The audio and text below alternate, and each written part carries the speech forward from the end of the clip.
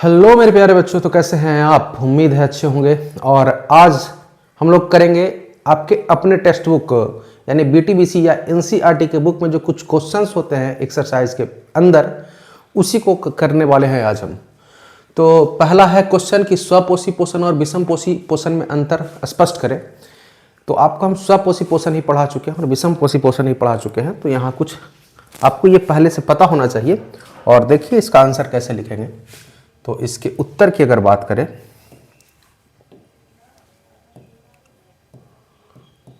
देखिए पहला क्या है? स्वपोषी पोषण। स्वपोषी पोषण, तो हम जानते हैं कि स्वपोषी पोषण में जीव अपना भोजन क्या करते हैं? स्वयं से बनाते हैं, यानी प्रकाश संश्लेषण की मदद से बनाते हैं। तो लिखेंगे पोषण का वह तरीका, पोषण का वह तरीका जिसमें जीव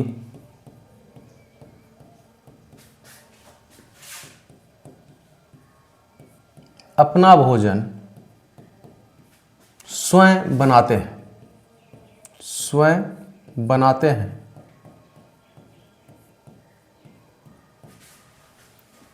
उसे स्वपोषी पोषण कहते हैं। उसे स्वपोषी पोषण कहते हैं। क्या क्लियर है? यानी पोषण का वैसा तरीका जिसमें जीव अपना भोजन क्या करेंगे? स्वयं से बनाएंगे। दूसरे लाइन में इसके में लिखेंगे कि स्वपोषी जीव, स्वपोषी जीव अपना भोजन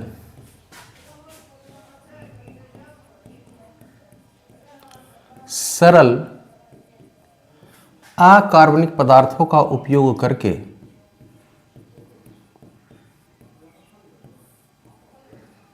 पदार्थों का उपयोग करके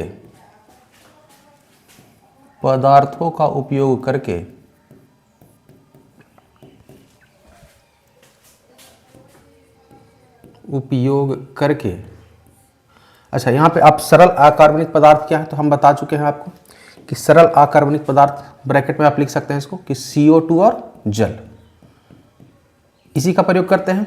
सरल अकार्बनिक पदार्थों का उपयोग करके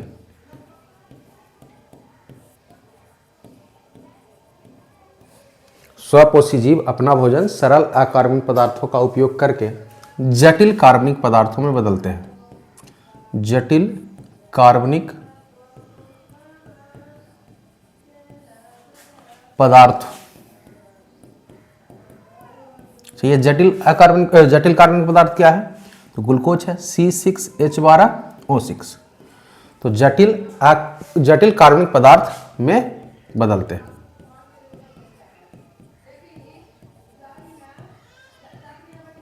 ठीक है, यानी पोषण का वैसा तरीका जिसमें जीव अपना भोजन स्वयं से बनाते हो उसे स्वपोषी पोषण कहेंगे। और स्वपोषी जीव अपना भोजन सरल अकार्बनिक पदार्थ यानी कि CO2 और जल के प्रयोग से वो जटिल अकार्बनिक पदार्थ का निर्माण करते हैं, यानी ग्लूकोज का निर्माण करते हैं। एग्जाम्पल चाहे तो आप लिख सकते हैं यहाँ पे। एग्जाम्पल में हरे पेड़ पौधे, हरे पेड़ पौधे। ठीक है, ये हमने लिख लिया स्वपोषी पोषण। ठीक इसी तरीके से हम लिखेंगे विषमपोषी पोषण के बारे में। विषम पोषी पोषण,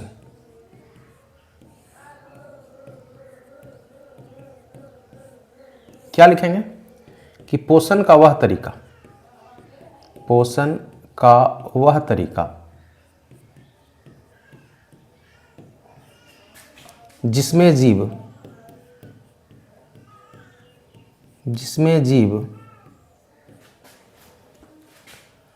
अपने भोजन के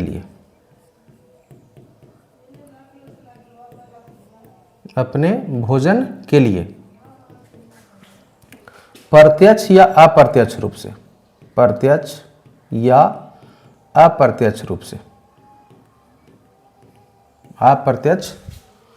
से अन्य जीवों या पेड़ पौधों पर निर्भर रहते हैं। अन्य जीवों या पेड़ पौधों पर निर्भर रहते हैं। पेड़ पौधे पर निर्भर रहते हैं।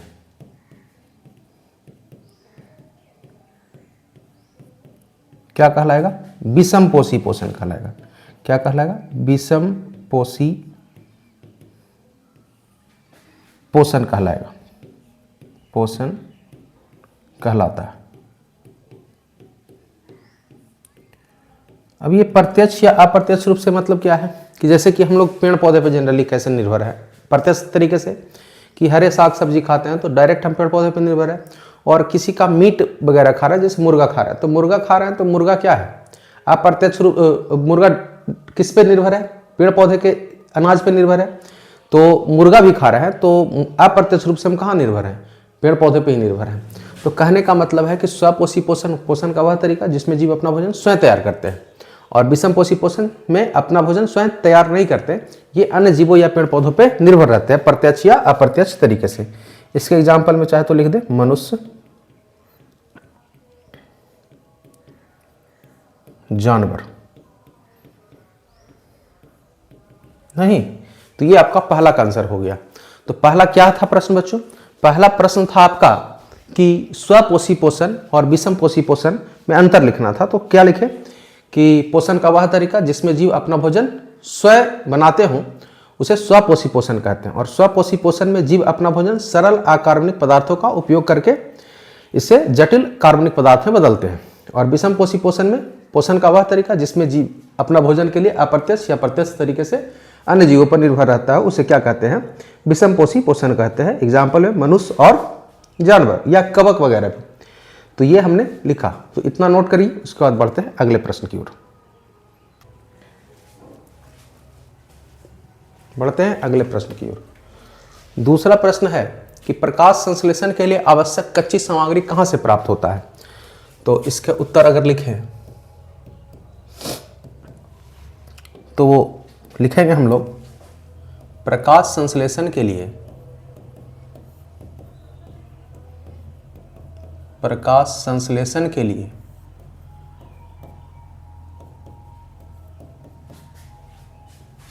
पेड़ पौधों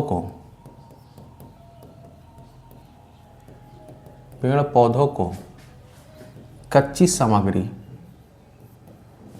सामग्री निम्न स्रोतों से प्राप्त होती है।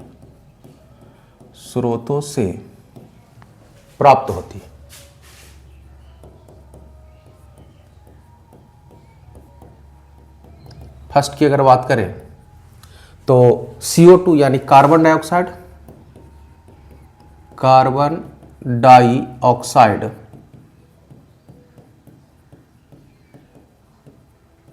यानी CO2 कहाँ से मिलता है? वायुमंडल से पत्तियों के रंध्रों द्वारा प्राप्त होता है, यानी स्टोमाटा द्वारा प्राप्त होता है। रंध्रों द्वारा प्राप्त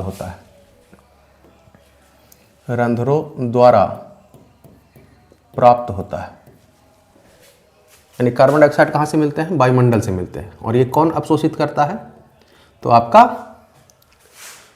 पत्तियों में उपस्थित रंध्र।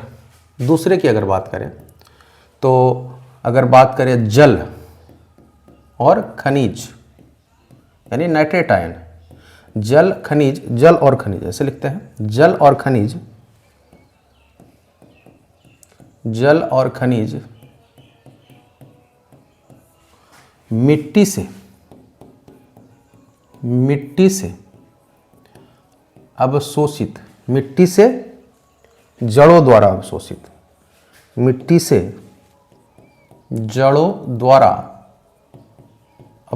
किया जाता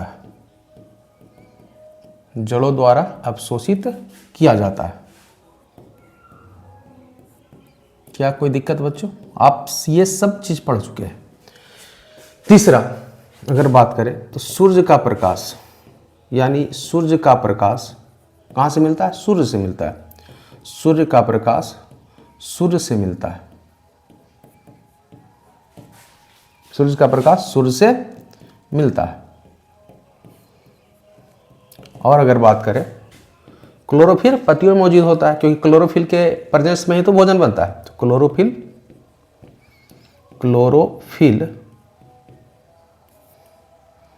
पत्तियों में मौजूद होता है, पत्तियों में मौजूद होता है।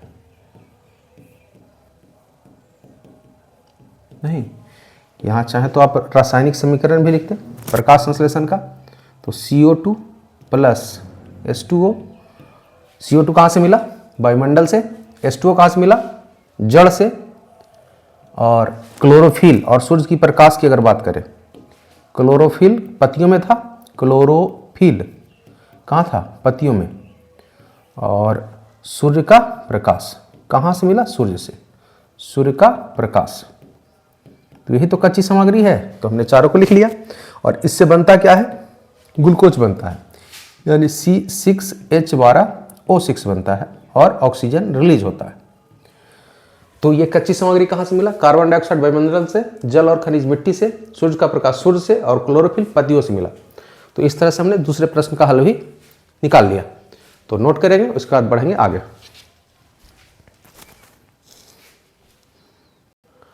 बढ़ते हैं तीसरे प्रश्न की ओर बच्चों, और उसका सॉल्यूशन भी करेंगे, यानी इसके उत्तर की बात करें।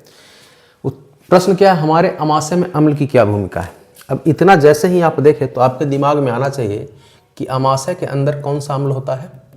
तो अमाशय के अंदर अम्ल जो होता है उसका नाम है HCl। क्या नाम है? HCl। तो लिखेंगे कि हमारे अमाशय में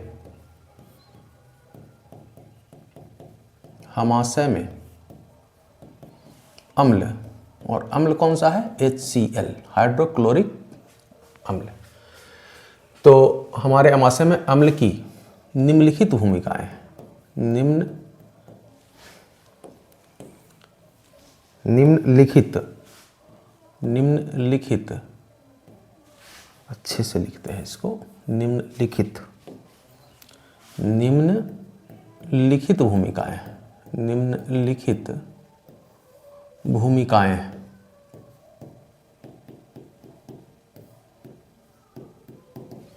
पहले की अगर बात करें तो क्या करता है? ये जठर ग्रंथि में से निकलने वाला जो पेप्सिनोजन होता है और प्रोरेनिन एंजाइम होता है उसको सक्रिय करने में मदद करता है। तो लिखते हैं जठर ग्रंथि से निकलने वाले एंजाइम, जठर ग्रंथि से निकलने वाले एंजाइम,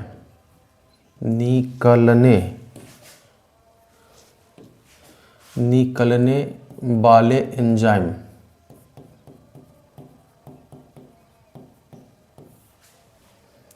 या जठर रस कहते हैं इसको। नहीं, निकलने वाले जठर रस लिख देते हैं यहाँ पे, ज़्यादा बेहतर है।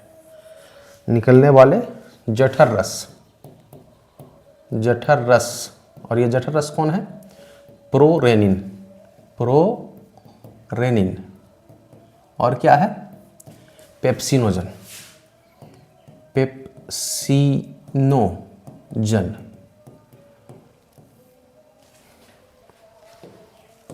पेप्सिनोजन।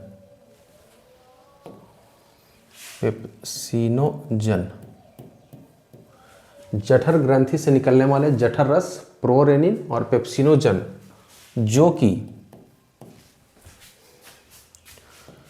कि अकीरिय रूप में होते हैं, अकीरिय रूप में होते हैं, उन्हें HCl सक्रिय करता है।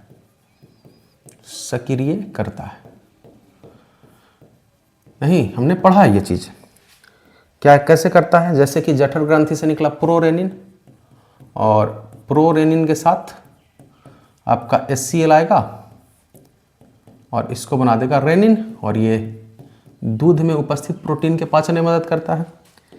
ठीक उसी तरीके से आपका पेप्सिनोजन निकलेगा, पेप्सिनोजन, ये भी अक्रिय अवस्था में होगा और इसके साथ भी HCl मिलेगा और इसको बना देगा पेप्सिन, जो सक्रिय अवस्था में हो जाएगा। नहीं तो ये हो गया। दूसरा क्या काम करता है, भोजन के साथ आए हुए कुछ बैक्टीरिया को नष्ट करने में मदद करता है। भोजन के साथ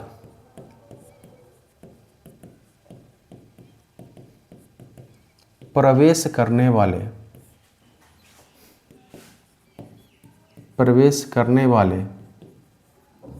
बैक्टीरिया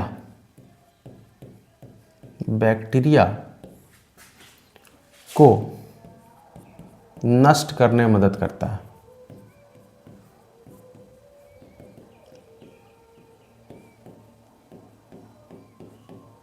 नहीं, और क्या लिख सकते हैं, भोजन को पेट में सड़ने से ही बचाता है। पेट में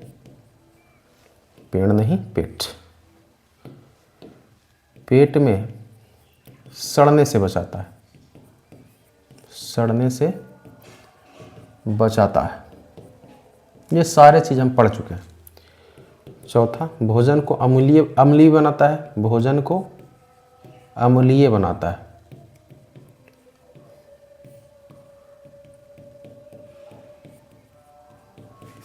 नोट कीजिए बच्चों।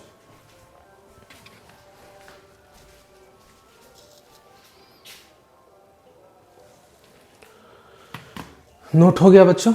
तो 2 क्वेश्चंस और हैं, उसको करेंगे अगले लेक्चर में कंप्लीट, और उसके बाद हम अगले टॉपिक की ओर मूव करेंगे जिसका नाम है रिस्पायरेशन।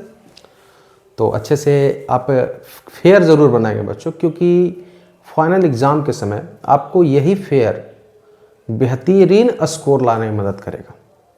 और अगर नहीं विश्वास हो तो आप 1 साल कंटिन्यू हमसे पढ़ें, और जिस दिन एग्ज़ाम में जाइएगा आपको हम याद ज़रूर आएंगे, क्योंकि सारे क्वेश्चंस आपको हमारे नोटबुक से मिलेंगे। कुछ लोग ऐसे भी होते हैं बच्चों जो आपको 1 दिन में रिवीजन करवाने का काम करेंगे और कहेंगे कि सारे क्वेश्चन यहीं से आएंगे। तो वो बच्चों आपको क्या कर रहे हैं, गुमराह कर रहे हैं और कुछ भी नहीं कर रहे हैं। क्यों कर रहे हैं गुमराह? क्योंकि 1 दिन पढ़ करके कोई भी कलेक्टर नहीं बन सकता, SDM नहीं बन सकता। ठीक उसी तरीके से 1 दिन पढ़ करके आप 10th का एग्ज़ाम भी पास नहीं कर सकते। तो पूरे साल पढ़ाई करना है बच्चों, और मन से करना है। अगर आपको स्कोर लाना है तो लगातार मेहनत करना है। 1 दिन या मैराथन क्लास से कोई बच्चे टॉप नहीं कर जाते बच्चों। तो वीडियो अच्छा लगे हो तो आप हमारे चैनल को जरूर सब्सक्राइब करेंगे बच्चों। मिलेंगे आपसे अगले वीडियो में, तब तक के लिए धन्यवाद। जय हिंद।